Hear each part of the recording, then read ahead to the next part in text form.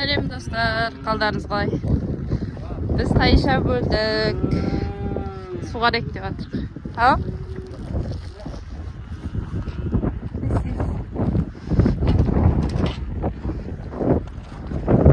Не қайда бағанағы таяқ қайда ұзын таяқ? Сарайда? Біз алып кейім. Біз таяқ алып кейім. Аналарды бөлдік қой суғарамыз қазір. 2 күн тұрдық қорада. Қайдағы суға екен?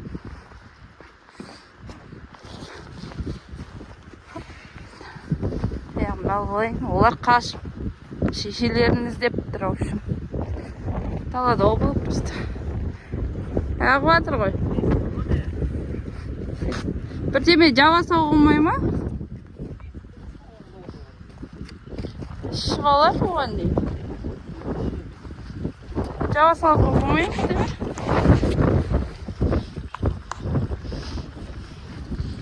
Өтімді екен, е?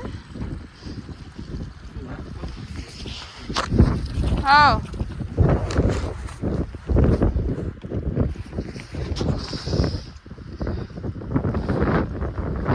Пішірін артындағы нені түсіп қой көрдік қарды. Оғанда шоң. Қазір перчатка киіп алмасам қолым тоң қалды. Шалар шығармыз.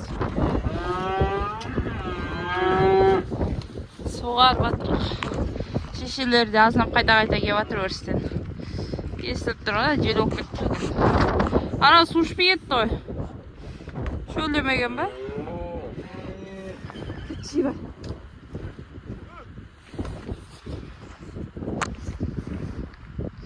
Астар севейді талатын. Өй, натқан ау. Кетті кірме онда. Су ішін. Су ішінді ма? Шөл дейсіңдер. Үш. Кішкентай биылғы таңшалар. Суғарып алайық деп жатыр. Өй, налатын екен су ішіп алсаңдар. Осы бізде жағдай. Күн суытып кетті. Өріске бар кейінге. Өз кішкентайлар одан сайын артып қалар деп. Алып қалдық.